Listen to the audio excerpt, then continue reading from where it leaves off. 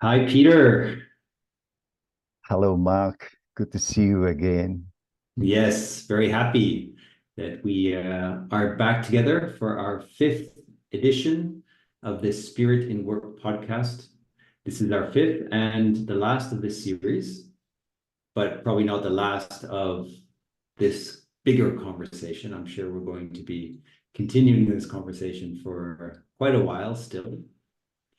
So it's wonderful, and I just want to start off by saying that last week I was at a conference, and it was an incredible spiritual experience. So firsthand, I think all of us who were there participating could feel and could sense that the the conference was infused with a deep spiritual essence. It almost feels like we were being supported by a greater force that was enabling us to come to new insights, new collaborations, new ideas. And it was just an incredible coming together of two beautiful communities. One is the Initiatives of Change community that I've been a part of for quite some years, and the Inner Development Goal community, which now we're also um, very involved into. And so seeing these two communities come together, and there was a spark, this new spark that was ignited in these days. And it's just beautiful to see. And I think it's very much the manifestation of what we've been talking about, this reemergence of spirit in our modern lives. So with that, I would like to hand it over to you, Peter, and Yeah, maybe just tell us very briefly what this episode five, the essence of this episode five, is going to yeah, be about. yeah. There's a story to this first information that we are looking at in this podcast, and I think almost everyone who's listening it would know Namaste. All right, it's a Eastern, probably Tibetan, Buddhist, certain sects of India. The normal sense of greeting is Namaste. All right, you see people doing that. And I was, in our local Indian restaurant, doing a takeaway so that we don't have to cook that evening. And I saw this sign in front at the counter that says Namaste, and exactly the first few lines was in there. So after I made my order and so on, all right, I asked her, why is this here? Oh, she said to me, namaste is the way we greet people. All right. And and then she talked about, that we are all, underneath the heavens, and that, there are uh, other living and non-living things below us. And this namaste basically is to honor the wholeness, and in our previous podcast, basically I straight away thought that she was referring to nothing more in the everyday life about this great chain of being, that there is spirit or source or God, and there is at the bottom matter, the rocks, the sand, inert, and going through life, plants, nature, man, and man is in the middle. How how fortuitous, how wonderful it is that we are sitting in the middle of the heavens and of the basis material. Uh, so the other point that really struck me, and I wanted to read this form of greeting, is that when you read this meaning of namaste, all right, it, it is already being used by thousands, millions of people around the world. And so I did a bit of research, and this was on the store. So I just have to find this on the internet. And let's read it together, all right? My soul, honor your soul. In other words, when I say namaste, and we step back and we relax, we remember that, I'm honoring you with my soul, and you are also honoring me, welcoming with your soul.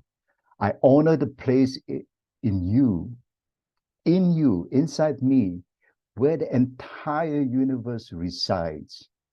I honor the light, love, truth, beauty, and peace within you, because it is also within me. You see how reciprocal it is, how high it can be, and how base it can be. In sharing this, we are united. We are the same. We are one. And I left the store and I say, I'm just flabbergasted. Here we are talking about reawakening spirit and spirituality. And here in an ordinary restaurant and around, particularly the eastern part of the world, all right, this is a daily greeting form, all right, that I have used, and that probably a lot of our participants have actually shown the gesture. And it's good that now we kind of know the meaning. Of course, there are many interpretations for this, but this was the one at the store, and this is, I've seen other interpretations. They all are basically the same, but this one is so beautiful put together. So I was thinking then, spirituality and spirit at work. The the the overall story here is that the divine spirit, all right, resides with everyone. So the spirit in everyone.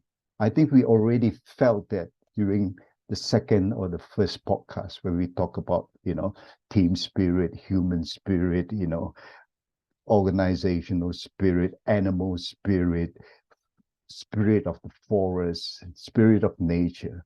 So it's again another timely reminder: spirit resides with anyone. It's a question of remembering and reconnecting. So here's the thing: the greeting says that any person you encounter deserve respect. And I was saying, yeah, I didn't see that, but if we are all connected, the entire universe, the beauty, the love, the truth, we are united. So each of us, however different, however color, whatever culture we belong to, if we do this daily ritual, all right, in our own way, namaste is only one of the way, all right, we can use kiora in Maori.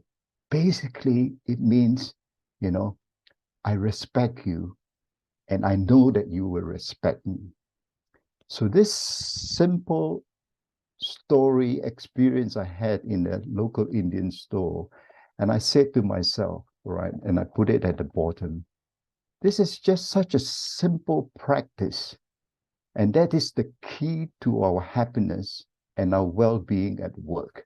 If we all embrace the spirit within each of us, and we all embrace respect for each other, and the glue and the thing holding together is to talk about spirit and spirituality and bring it to work. So this is so timely for me. Beautiful. I love the simplicity of this, Peter. I just, you bring, I think this namaste really brings it really down to very, very specific, very concrete, because at the end of the day, when we see the spirit in others and we acknowledge that it's also within ourselves, then, like you said, the respect is there, but all the other qualities, that we so often speak about, right?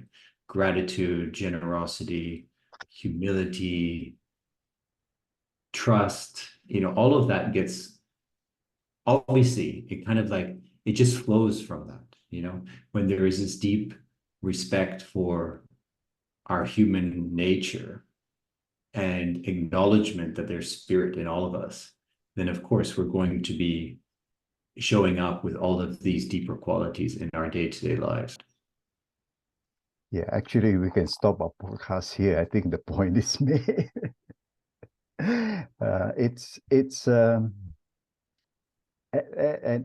I just want to reemphasize again that it is being practiced, such a simple practice, and in each culture and in each way, from a spirit and spirituality point of view, there are greetings like this.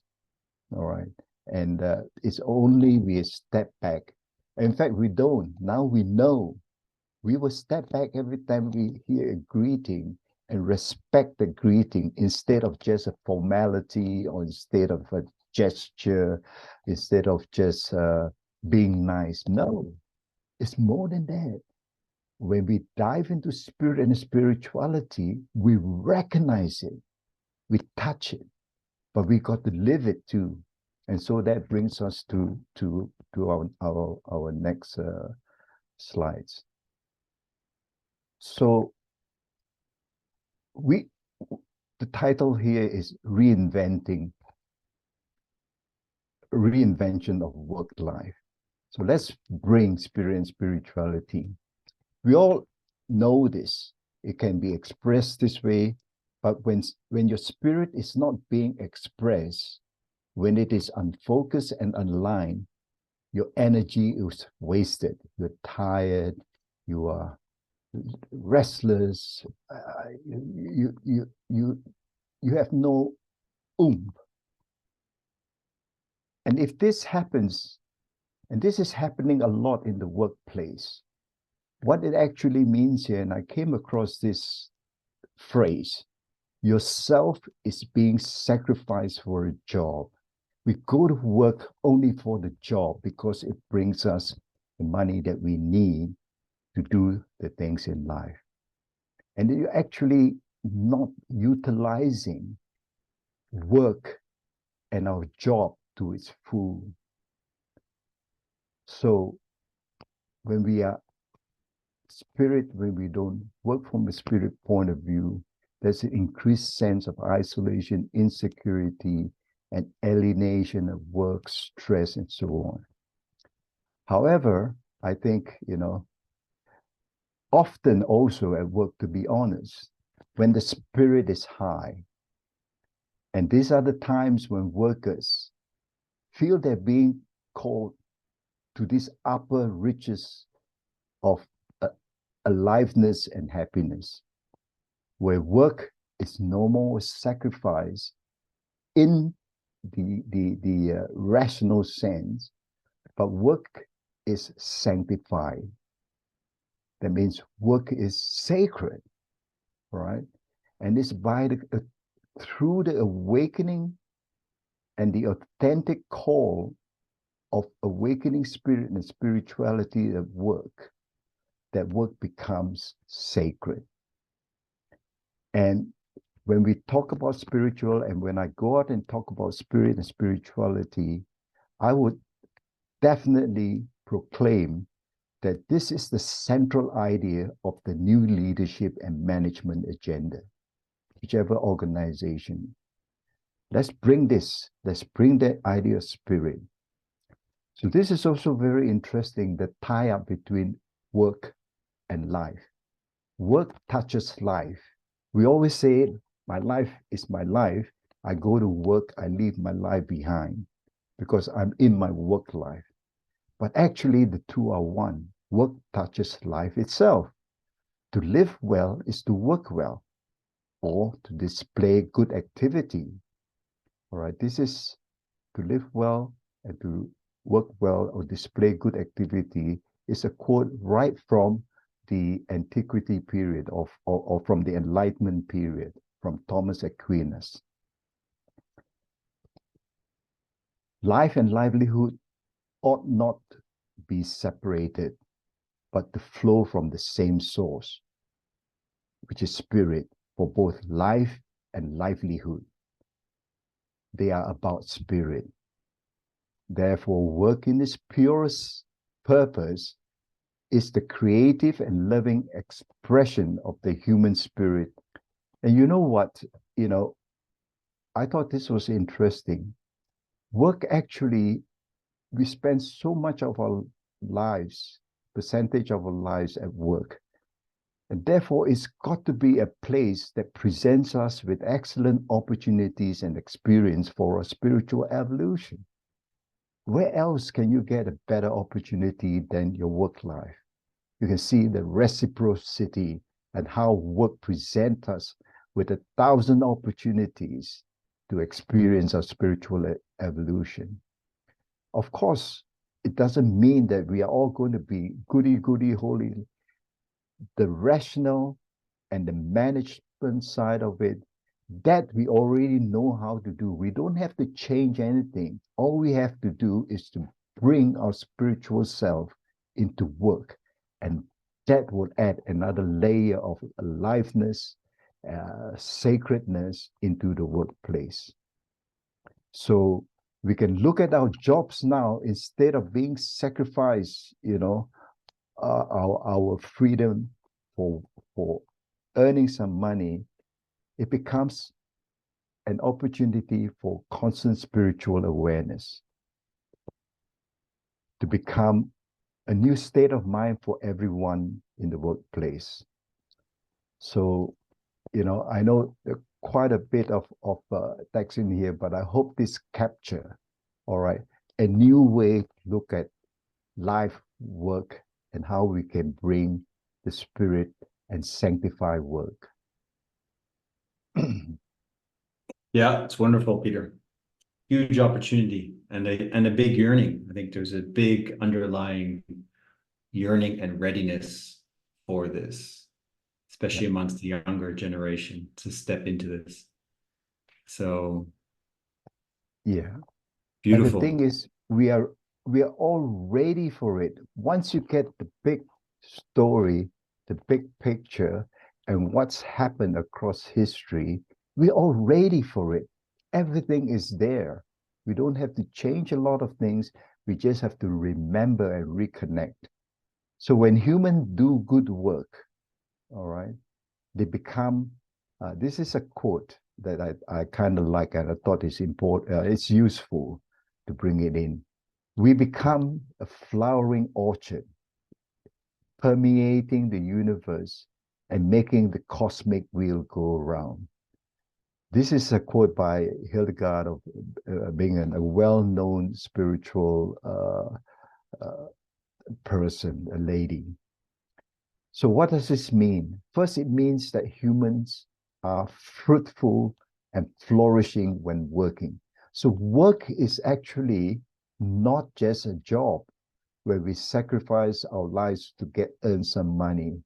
When we are working, and in the context of spirit and spirituality, we are human persons becoming fruitful and we flourish, we thrive. And work and life is all about good work. It's quite simple.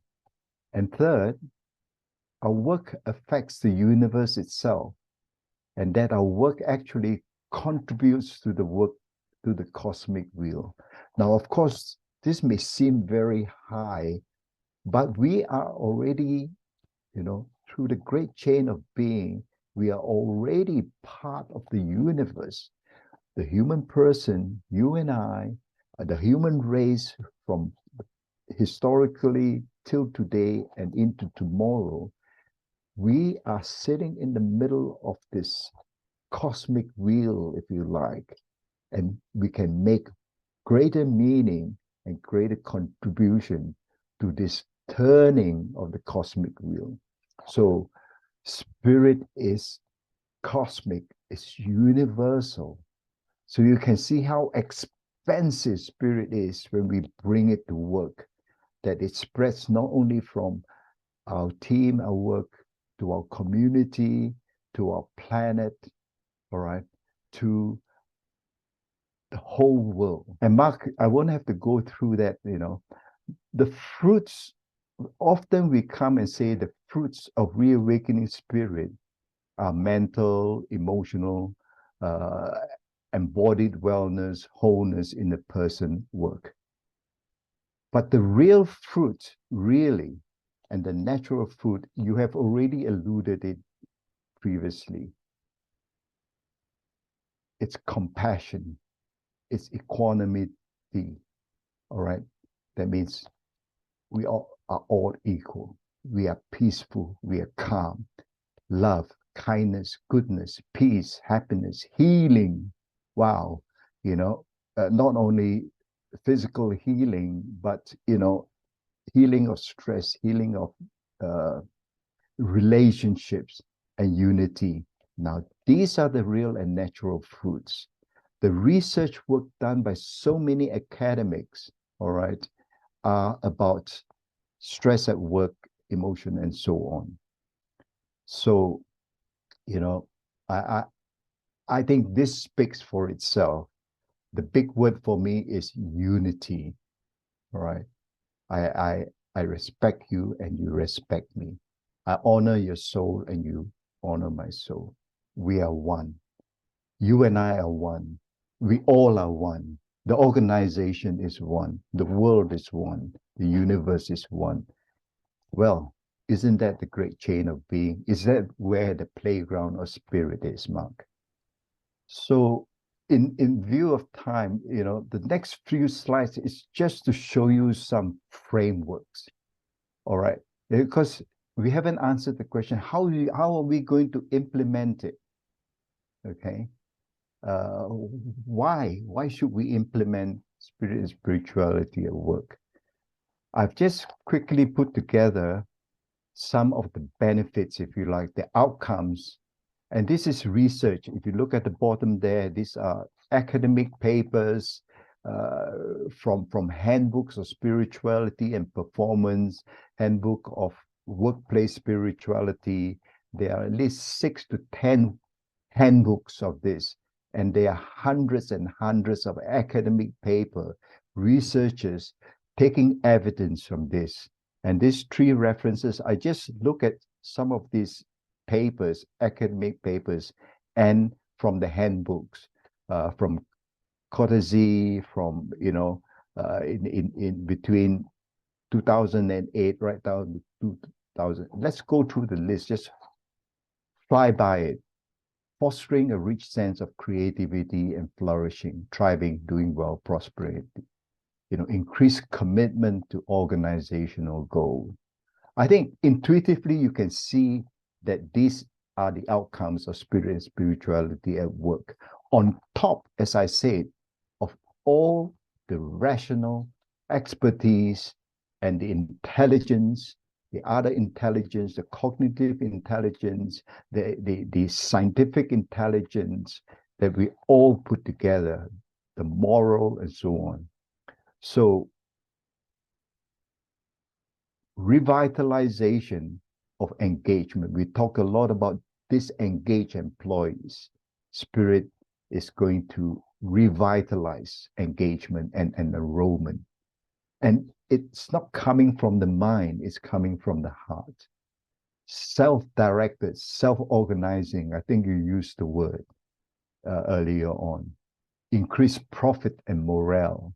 So it translates down into external outcomes like profitability, so that we can get good pay and we can give back to the community. We can help the earth. Higher levels of productivity and performance, intrinsic motivation, and so on. I need not go through the list. So these are research. It's not something, the evidence for it. From a strategic point of view, I found this framework is called the quadruple bottom line. The triple bottom line has been happening since 1980s, 1990s. And that's how you have organizational leaders coming together in the World Forum and say, how can we as leaders of our organization give back? How can we contribute to the economic? Just don't forget about the bottom line only. There are 3 bottom lines to start with: the economic, the social, and the environment. How can we make more, get better productivity, and create better product without damaging the earth, the rivers, without spewing carbon dioxide in there. So all this becomes a higher level of consciousness. And that opened the way. And today, as I said, we are in a period, in an era where there is a new awakening of spirit. So spirit can become the fourth value system of a strategic plan. In other words, we can monitor how we are doing on the economic front. The management and the employees, they can have a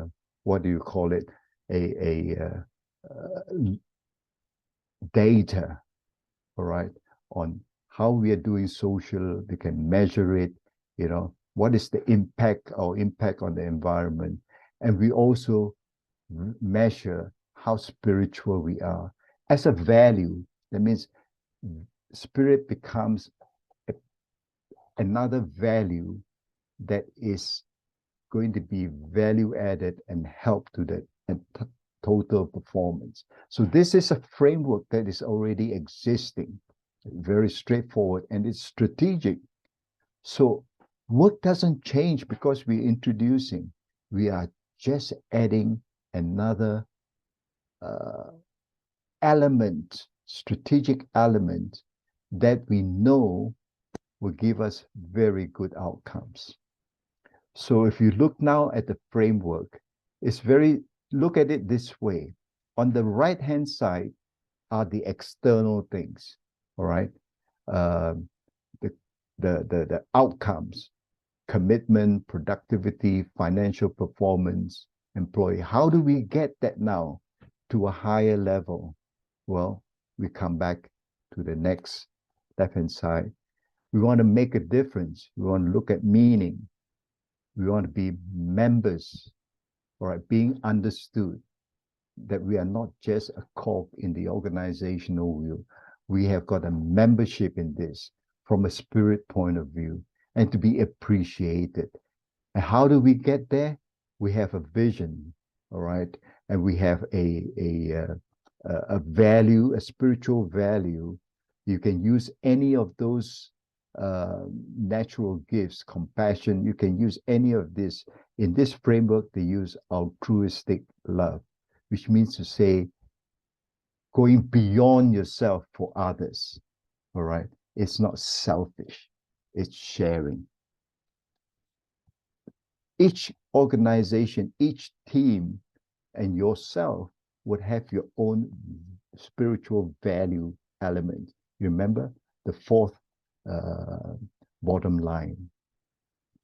And of course, it comes essentially to the inner life. And that's what I said earlier. Whatever spiritual path you are on, or if you are not on anything, and even if you are an atheist, that is well respected.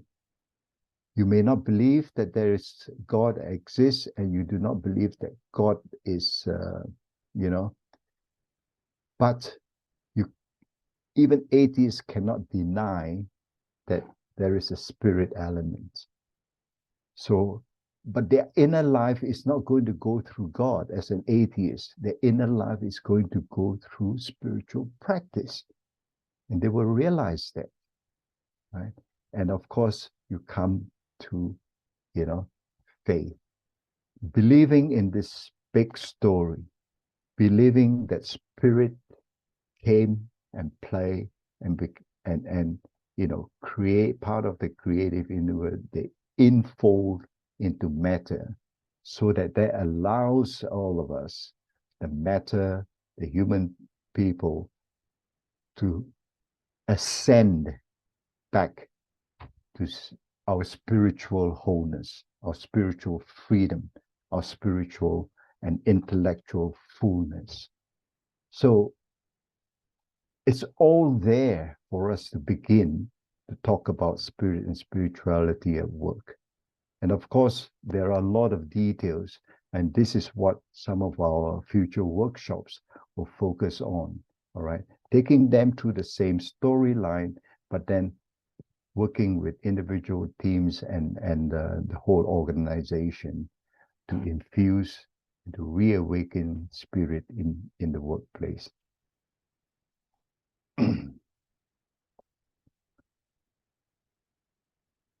So I knew it was going to take a longer time, but I think you can capture the gist of it.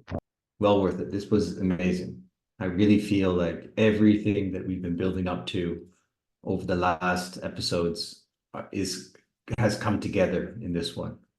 It's become very real in terms of the practical benefits of spirituality in work, in business, and organizations. And what you've just brought here about spiritual leadership, I find extremely insightful. That there is a process that we can go through, each one of us individually, to show up as leaders, irrespective of our position in the organization. And the benefits, I think everyone who has been in a team or been in an instance where we feel respected, we feel seen, where Namaste is truly alive in our work, in our work environment. I think everyone who's experienced that can testify for the benefits of that. The fact that we are more committed, the fact that we're more inspired, the fact that we can be more creative, and ultimately deliver better impact for the work and for society at large. I find it's so powerful that this has been laid out in a way that people can take their time, go through the material, but obviously this is going to be followed up with interactive sessions, workshops, ways in which we can further integrate it. So this is really just, I think it's important to look at this as a taster of what is to come. And Exactly. I'm really excited about the next steps here, Peter. That's such a good book. And it was, retasting. And now I have different flavors by going through the 5 workshops. And, it's always, this is spirit. It's always energetic, always creating, always participating, always embracing. So it's a two-way thing, I hope. I really hope for the participants, for you and for me, so many flavors to spirit the moment we open our hearts, our mind, our soul, and our spirit to it. So thank you, Mark, for this opportunity.